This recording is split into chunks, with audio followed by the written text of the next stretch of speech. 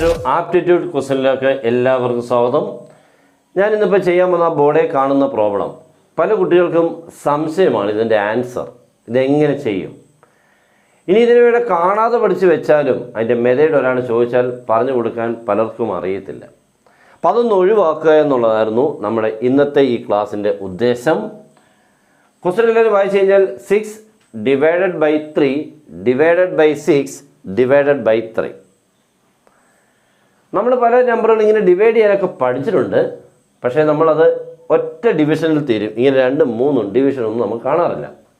അപ്പോൾ ഇത് എങ്ങനെ നമുക്കൊന്ന് സിമ്പിളാക്കി ഇതിൻ്റെ മെത്തേഡൊക്കെ ഒരാൾ ചോദിച്ചാൽ പഠിപ്പിച്ച് കൊടുക്കാനുള്ള കഴിവൊന്ന് കിട്ടുക എന്നുള്ളതാണ് നമ്മൾ പഠിച്ചിട്ടുള്ളത്. ഇങ്ങനെ ഇപ്പോൾ എ ഡിവൈഡഡ് ബൈ ബി നമുക്കറിയാം, എ ബൈ ബി ഉദ്ദേശിക്കുന്നത് അല്ലേ. ഇനിയും A divided by B by C fraction മോനെ. A divided by B by C എന്ന് പറഞ്ഞാൽ അത് A into C by B ആണ്. എന്ന് പറഞ്ഞാൽ ഡിവൈഡ് ചെയ്ത് കിടക്കുന്നതിൻ്റെ റെസിപ്രോക്കലും കൊണ്ട് ഇൻറ്റു ചെയ്യണം എന്നാണ് നമ്മൾ പഠിച്ചല്ലേ.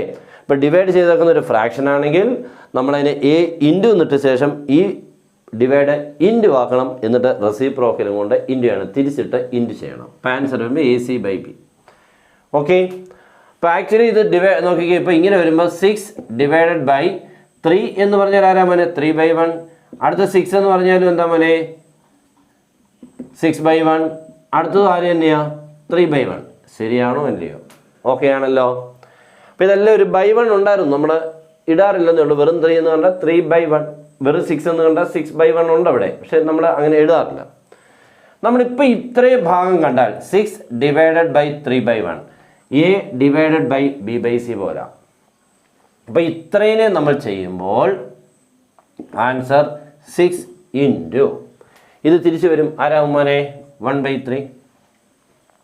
ഓക്കെ, ഇവിടെ അതേപോലെ തന്നെയാണ് ഡിവൈഡഡ് ബൈ 6/1 ആണ്. അപ്പോൾ ഇൻറ്റു 1/6 ശരിയല്ലയോ? ഡിവൈഡഡ് ബൈ 6/1 ഇൻറ്റു 1/6 ശരിയല്ലയോ? നമ്മൾ കണ്ടോ, ഡിവൈഡ് കഴിഞ്ഞിട്ടൊരു ഫ്രാക്ഷൻ ആണെങ്കിൽ റെസിപ്രോക്കലും കൊണ്ട് ഇൻറ്റു ചെയ്യുമ്പോൾ ഇത് 1/6 ആവും. ഇതും അതേപോലെ തന്നെ ഡിവൈഡഡ് ബൈ 3/1 ഡിവൈഡഡ് ഇൻറ്റു 1/3. അപ്പോൾ ഇവിടെയും ഈ ഡിവൈഡ് ഇൻറ്റു ആക്കിക്കൊണ്ട് ഇതിൻ്റെ റെസിപ്രോക്കൽ. ഓക്കെ, അപ്പോൾ ഞാൻ ഒന്നുകൂടെ പറയാം. ഇതിങ്ങനെയായിരുന്നു ക്വസ്റ്റ്യൻ. ഞാൻ ഈ 3യെ 3/1 എന്ന് എഴുതി, ഈ 6നെ 6/1 എന്ന് എഴുതി, ഈ 3യെ 3/1 എന്ന് എഴുതി.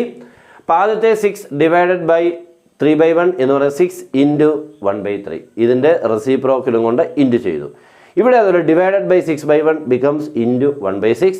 ഇവിടെയും ഇൻറ്റു 1/3. ഓക്കെ, അങ്ങനെ വരുമ്പോൾ ഈ 6ഉം 1/6ൻ്റെ ഈ 6ഉം തമ്മിൽ എന്താക്കി കളയാം?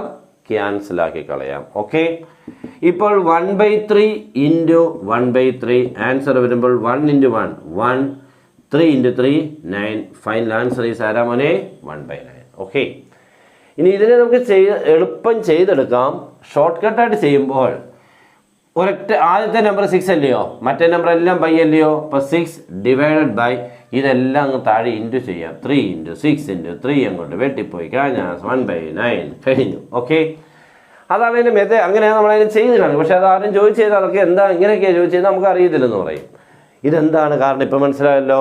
ഇതെല്ലാം 3 താഴെ വന്ന് കണ്ടോ? 3 6 3 3 6 3. അതാണ് 3 6 3 വന്നത്. കാരണം ഇതായിരുന്നു. ഓക്കെ, അപ്പോൾ ഇതൊന്ന് അറിയിക്കാൻ വേണ്ടിയായിരുന്നു. അപ്പോൾ എല്ലാവരും മാക്സിമം ഇത് നിങ്ങളുടെ ഫ്രണ്ട്സിലോട്ടോ അല്ലെങ്കിൽ നിങ്ങൾക്ക് ഇത് ആവശ്യമുണ്ടെന്ന് തോന്നുന്നവരിലോട്ടൊക്കെ ഒന്ന് ഷെയർ ചെയ്യാൻ ശ്രമിക്കുക. എല്ലാവരും ഒന്നിങ്ങനെ ഓരോ കാര്യങ്ങൾ പറയുമ്പോൾ ഒന്ന് ഷെയർ ചെയ്തേക്കണം എന്ന് പറയും. നിങ്ങൾക്ക് തോന്നിയാൽ മാത്രം ഷെയർ ചെയ്യുക. Good bye.